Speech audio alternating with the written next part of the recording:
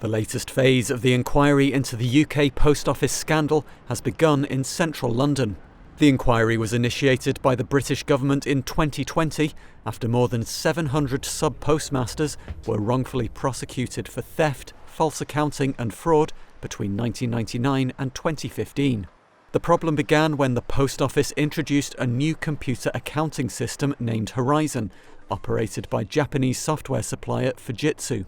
Sub-postmasters, who run local post office branches, began reporting unexplained discrepancies and shortfalls in their branches' accounts. However, the post office maintained that Horizon was robust and that none of the discrepancies were the fault of the new IT system, and postmasters were forced to pay thousands of pounds they did not have.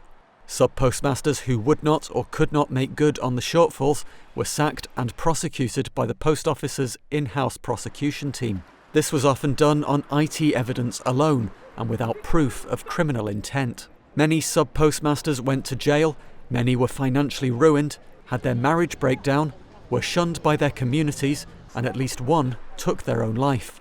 Hundreds did have their convictions quashed. I'm not a criminal anymore. I got my life back. But many are still awaiting compensation.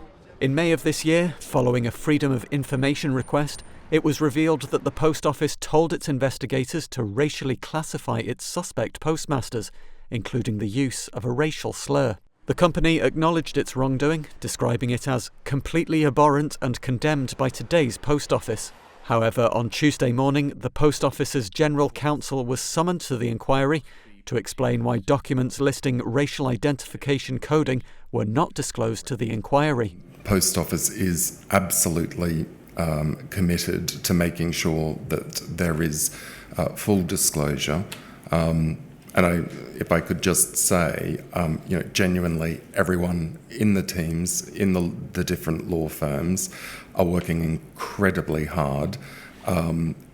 I recognise that there are a number of areas where we have fallen short, and I do apologise to the inquiry and especially to the core participants. No one from the Post Office or Fujitsu has ever been held accountable for the most widespread miscarriage of justice in British history. The inquiry, which aimed to be completed by autumn 2022, continues.